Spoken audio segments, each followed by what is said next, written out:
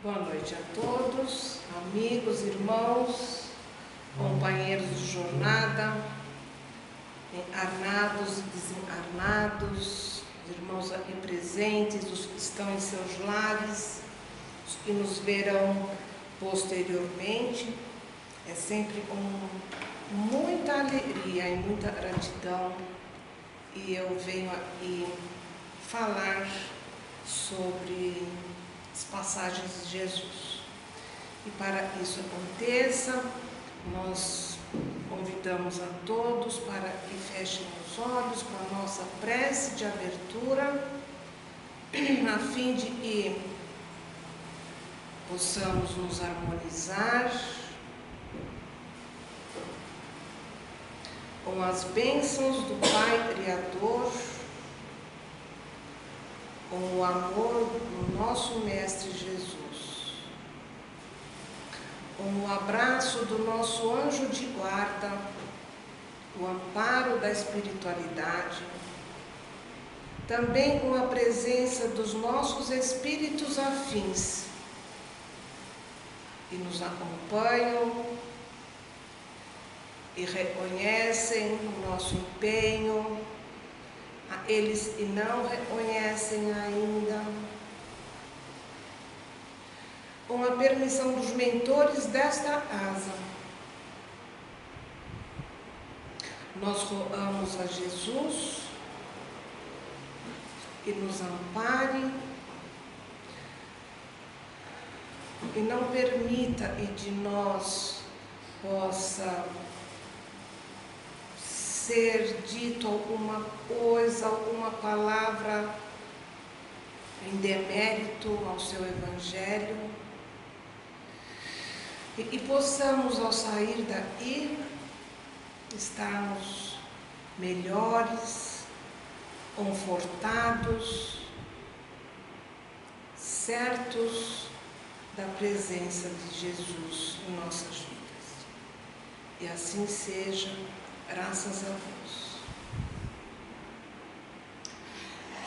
E hoje, meus amigos, meus irmãos, eu vou falar com vocês sobre o livro Boa Nova. Eu gosto muito de estudar. E já por orientação, né? Eu sempre peço uma orientação, né? Então, veio que eu falasse sobre Maria. E eu fiquei muito feliz, até porque hoje é o primeiro dia do mês de maio, né? Da palestra de maio, e a gente sempre dedica o mês de maio a Maria, né? Eu fiquei feliz com essa indicação.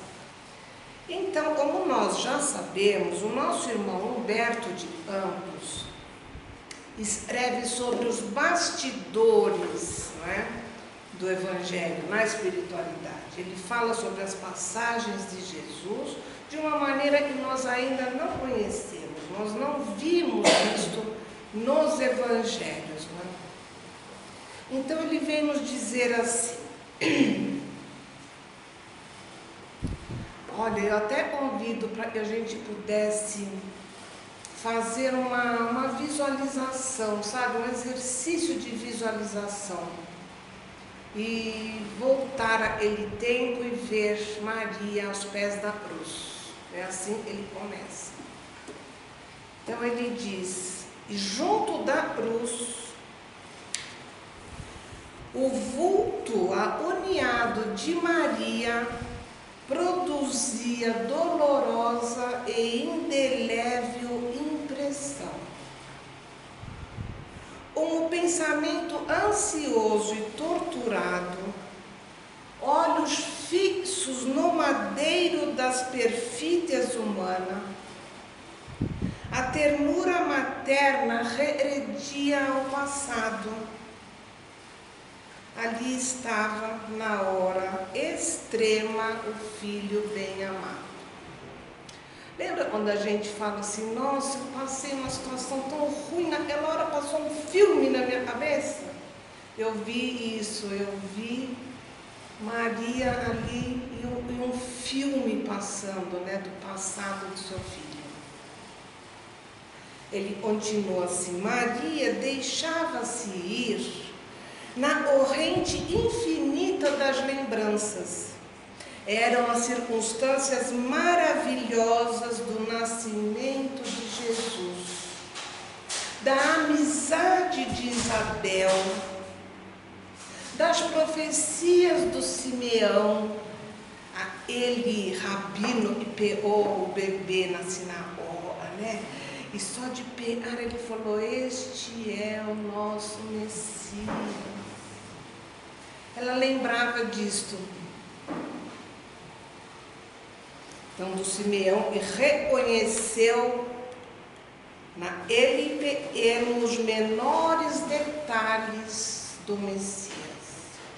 Naquele instante supremo, ela revia a manjedoura na sua beleza agreste, sentindo ântico de glória daquela noite inesquecível. Nas menores coisas, ela reconhecia a intervenção da providência divina. Cada coisa ela lembrava, ela falava: olha, isso foi só por Deus, isso teve a mão de Deus. Meu filho falava, era Deus mesmo. E a gente tem muitas passagens, né, da infância de Jesus, né, e ele, se um bichinho ali morria, uma ave, ele pegava na mão e ele assoprava e a ave ressuscitava, né? E aí o Humberto vem trazer algumas dessas. A mãe pergunta assim para ela mesma: e Jesus teria feito para merecer tão amar as penas? Ela o vira crescer em sentimentos imaculados. Desde os mais tenros anos, quando ela o conduzia à fonte tradicional de Nazaré, observava o carinho fraterno que ele dispensava a todas as criaturas. Frequentemente ela ia buscá-lo nas ruas de pedras, onde a sua palavra carinhosa consolava os transeuntes desamparados e tristes. Viajantes misérrimos vinham à sua casa modesta louvar aquele filhinho idolatrado e sabia distribuir bênçãos do céu. Com muita alegria ele recebia hóspedes inesperados com suas pequeninas mãozinhas e levavam eles para ver a carpintaria de José. Ela lembrava também, e um dia, essa criança levara para casa 2 malfeitores publicamente reconhecidos, 2 assaltantes da estrada. Mas ele levou eles para casa e, ao ver cuidado, ele conversava com aqueles 2 desconhecidos como se fossem seus irmãos. Muitas vezes aumentara a excelência desta virtude santificada, e isso já fazia ela ficar receosa pelo futuro do filho. Até hoje, né, a gente às vezes pensa: nossa, a pessoa é tão boa, né? Nossa, alguma coisa, ou morre logo. Nossa, era tão boa. A gente já percebe que tem alguma coisa diferente, né?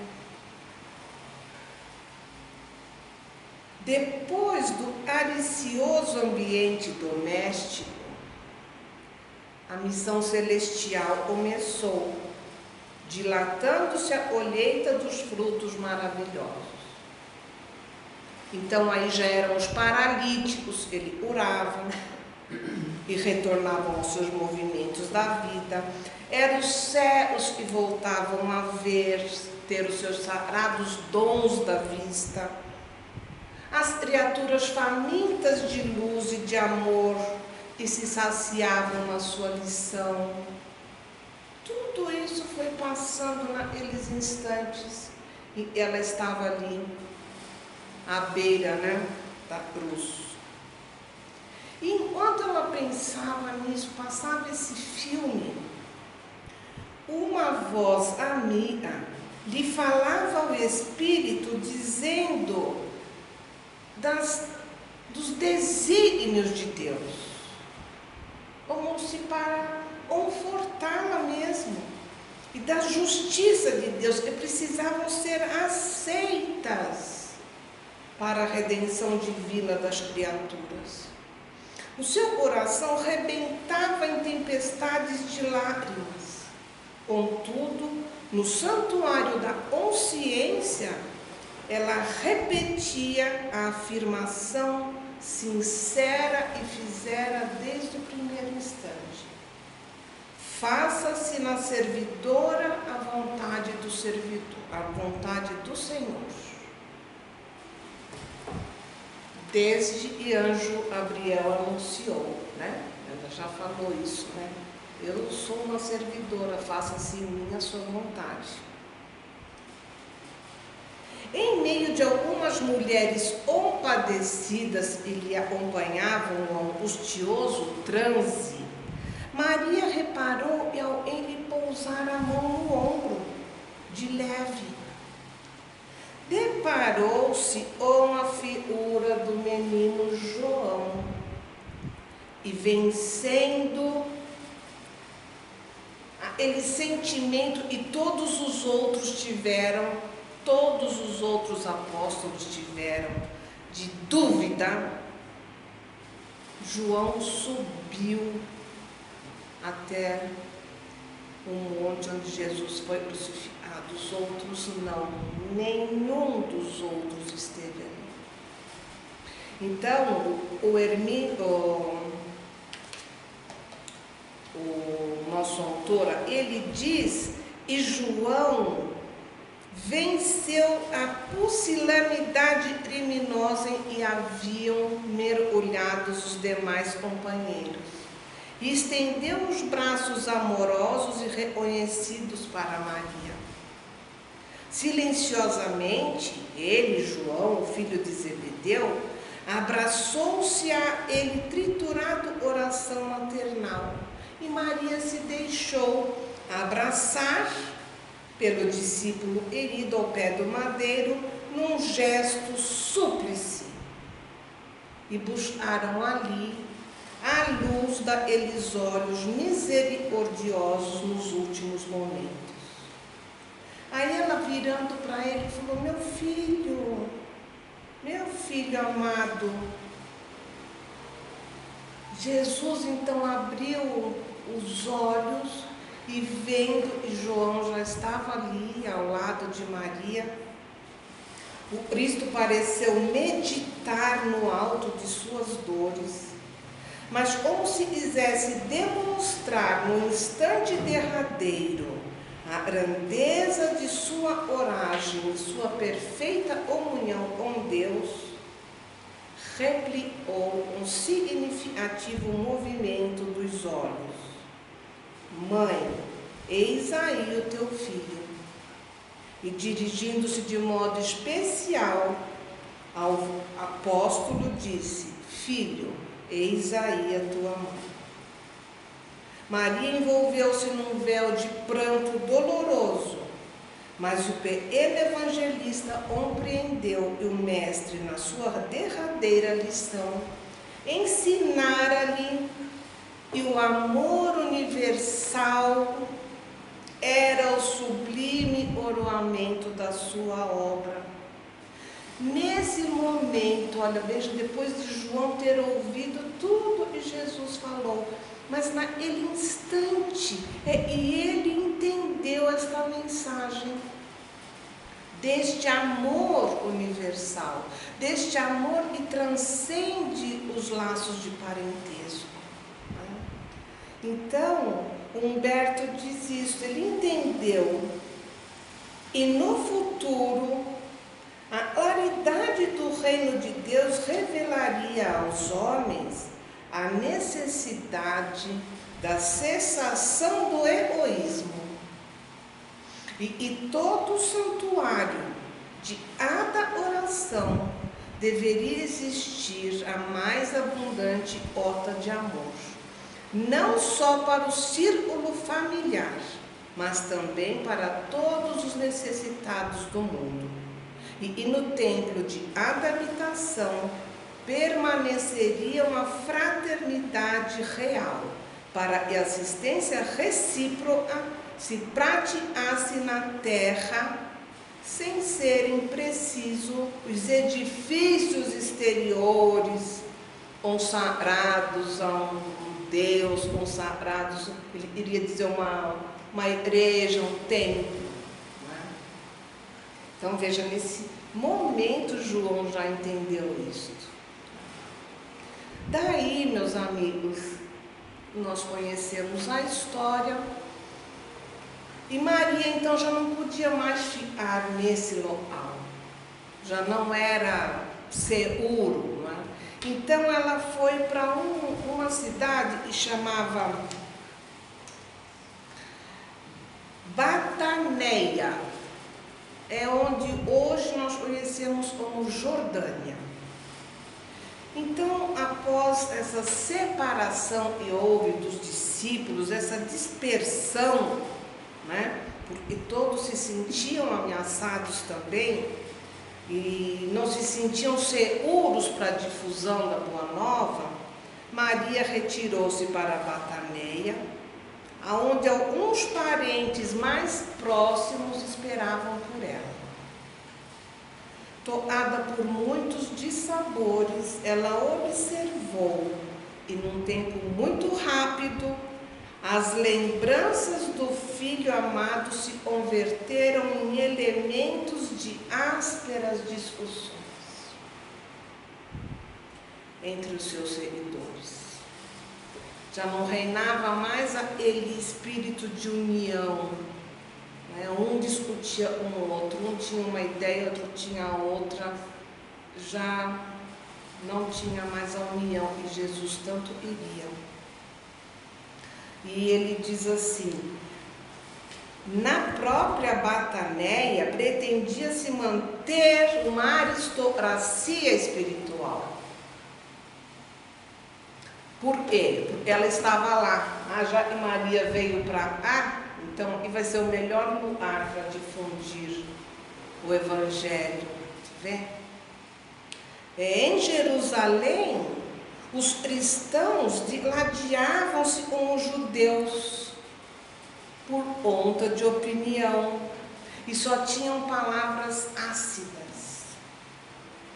Na Galileia, aqueles cenáculos onde Jesus pregava estavam tristes e desertos. Então veja, são cenas que eu, pelo menos, normalmente não as tenho, né? Eu tenho assim a ideia de que depois que Jesus, né, ressuscitou, veio e andou com seus apóstolos e se juntaram. Não, cada um foi para um lado e quando se encontravam discutiam e onde iria fazer valer a sua palavra.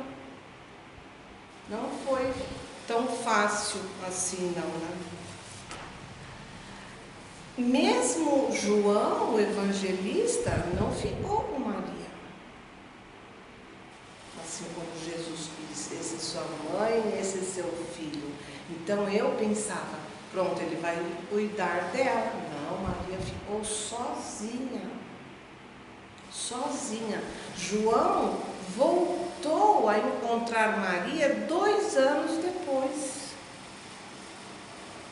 Aí ele diz assim: Maria sonhava com Jesus, né? Via sempre ele e tal.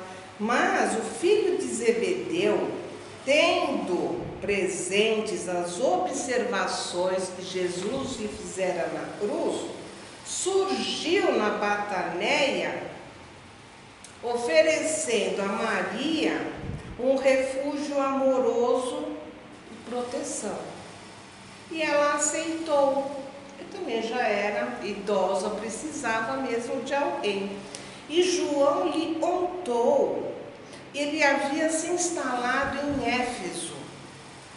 Éfeso é na Turquia, onde as ideias cristãs ganhavam terreno entre almas devotadas e sinceras. Ele disse para ela que nunca tinha esquecido as recomendações do Senhor, mas que não podia ter feito nada nesse período, ele não tinha nem onde morar. Então, como ele ia cuidar dela, se ele não podia cuidar nem de si mesmo?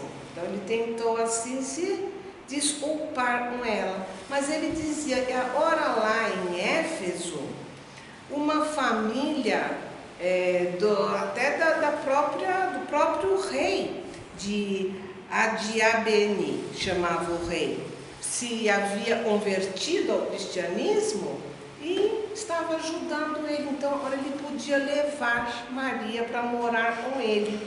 Então, ele disse que morava ao sul de Éfeso. E Éfeso é uma cidade litorânea. Vocês devem lembrar, ou se não, depois a gente vai até pesquisar, daquelas asas incrustadas nas rochas, né? Tem aquela rocha enorme e eles moravam assim naqueles buracos, né? Mas ali eram casas, né? Tem um nome para isso, chama promontório. Então ele disse que estava morando num promontório e era bem bom, dali dava para se ver o mar, tinha um ar muito bom, ele podia levar ela para lá. Ela aceitou e foi então morar com ele. Dentro de breve tempo, instalou-se neste lugar onde ela morava. Ficaram sabendo que era a mãe de Jesus, então começou a ter romarias para ir encontrar Maria, falar com Maria. Muitos iam na certeza de que ela curava, ou para ouvir as suas palavras de consolo, de conformação. Fazia-se verdadeiras romarias. E aí ele diz, e Maria externava suas lembranças. Ela falava com esse povo, né, do seu filho. Você é um testemunho maior do que esse, né? Ela falava, foi assim, assim, assim. Desde que ele nasceu, ele era assim, e e ele curou, ele fez. Eles ouviam da mãe de Jesus, né? E iam e voltavam. E olha, faziam-se grandes fileiras de necessitados e corriam a esse sítio singelo e generoso. A choupana era então conhecida pelo nome de Asa da Santíssima. Olha isso. O fato tivera origem, esse nome, em certa ocasião, quando um miserável leproso, depois de aliviados das suas chagas, beijou as mãos de Maria e disse murmurando, Senhora, sois a mãe de nosso mestre, mas és a nossa mãe santíssima. Então, por isso, chamava-lhe a Asa da Santíssima. Essa tradição criou raízes em todos os espíritos. E João consolidava esse conceito, acentuando que o mundo lhe seria eternamente grato, pois fora pela sua grandeza espiritual e o emissário de Deus pudera nascer na terra. Então, veja, gente, tem como ser grato, tem um tamanho da nossa gratidão para Maria Santíssima. Santíssimo, né? Por ela ter sido, ela aceitou ser a mãe de Jesus. Quem de nós passaria por uma dor dessa? Quantas dores nós passamos com filhos e achamos que é um sofrimento inesgotável. Quem de nós teria essa abnegação e essa humildade de servir ao Senhor sendo mãe de Jesus? Então João já falava isso. E pelo simples fato dela ter sido a mãe, né, ela seria honrada para todo sempre. E sempre que falava em maternidade, diz, e ela ficava com o espírito a vibrar em doces cânticos. Um dia, ela já idosa, sozinha ali, ela escutou então alguém dizer: minha mãe. Nossa, quem será? Eu escutei, já lembrei dessa voz. Mas vinha muita gente ali, né? Aí essa pessoa falou: como eu poderei vencer as minhas dificuldades? Sinto-me abandonado na estrada escura da vida. Maria lhe olhou amorosamente com sua bondade e disse: isto também passa. Só o reino de Deus é bastante forte para nunca passar de nossas almas, como eterna realização do amor celestial. Depois disso, então, nós também já conhecemos, né? E Jesus vem um dia, ela está só, né? Ela escuta também chamar pelo seu nome, não o reconhece de primeira, também lembra da voz. Onde eu já ouvi esta voz? Aí ele se apresenta e fala: minha mãe sou eu vim lhe buscar. O Pai, o meu Pai, Deus quer que você fique à minha direita.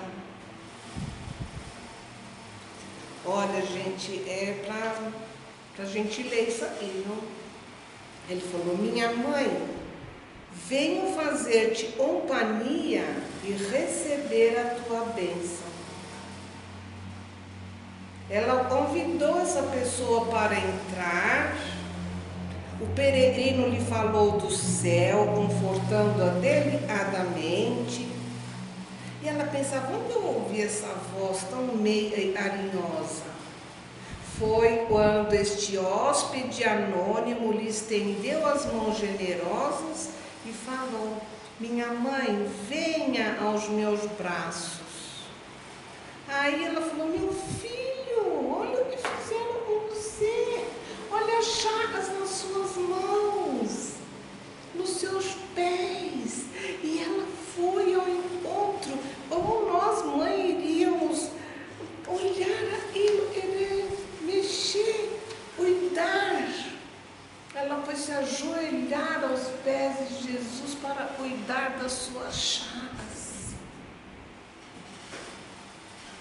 Isso já haviam passado muitos anos. Percebem que o amor da mãe, a preocupação da mãe, o cuidado da mãe é atemporal? Isso é a maternidade? Sim, minha mãe, sou eu. Venho buscar-te, pois meu Pai é que sejas no meu reino a rainha dos anjos. Maria ouviu, aceitou, e aí também nós sabemos que ela ficou 2 ou 3 dias deitada, olha, sozinha, não tinha João com ela não, viu? Sozinha, sem falar, sem comer. E o Humberto diz, e talvez ela estivesse preparando-se ali para um desenlace, né, para o desligamento da matéria. E ele conta, e após isso, ela já foi recebida por aquela pleiade de anjos, né? E ela quis voltar na Galileia. E assim que ela pensou na Galileia, ela já estava lá. Então ela pôde rever o Tiberíades, pôde rever tudo que se passava em seu pensamento. E os anjos acompanhando, deixando que ela fizesse esse caminho. E ela já estava sabendo, e em Jerusalém, e numa cidade, ela não sabia qual era, mas era uma cidade grande, tinha os presos cristãos, e eram torturados até a morte. Quando ela pensou nisso, ela já estava lá, em Roma, lá no Estelino, que é um prédio, tem até hoje, né? Mas é onde ficavam mesmo os cristãos em tortura até a morte, né? E lá ela foi, visitou estes todos, confortou e conformou a todos. E uma prisioneira, uma moça, viu Maria em espírito. E ela cantava, e Maria falou: ante, minha filha, ante.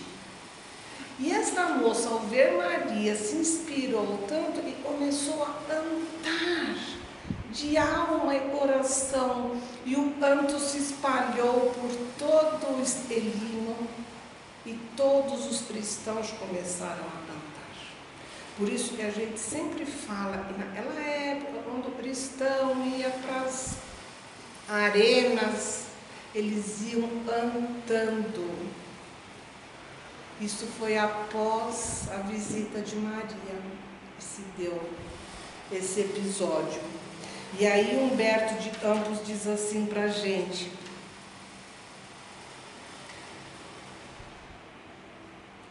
por esta razão, irmãos, quando ouvires os cânticos nos templos das mais diversas famílias religiosas do cristianismo, não vos esqueçais de fazer no coração um brando silêncio, para que a rosa mística de Nazaré espalhe aí o seu perfume. Meus amigos e meus irmãos, eu já tenho outra visão agora sobre isso.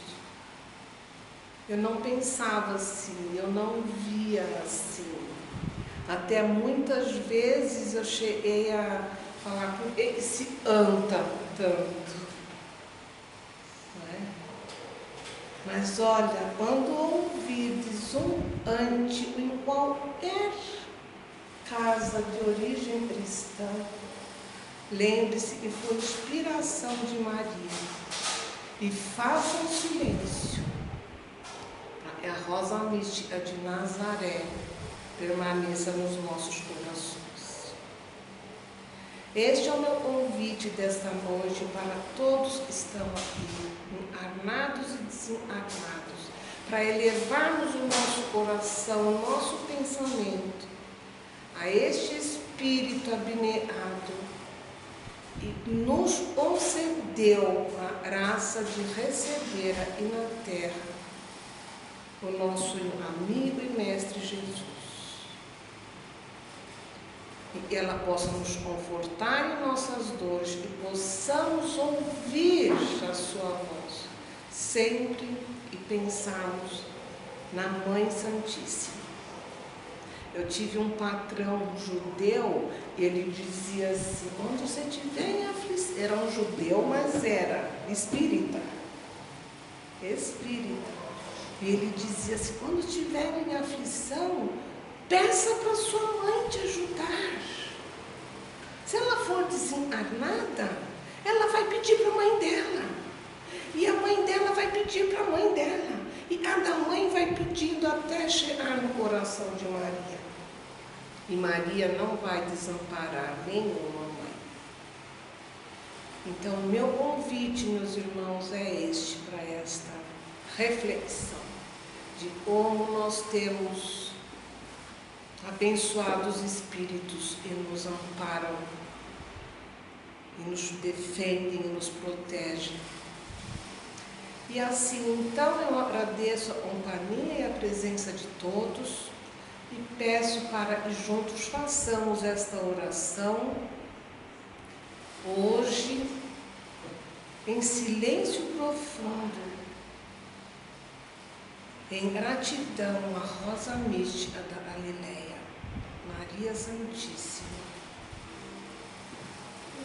e todo o seu amor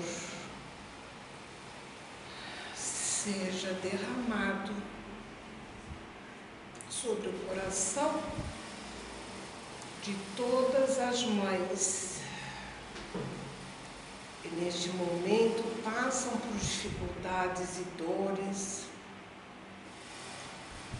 de saudade, como tu também sentiu do teu filho amado.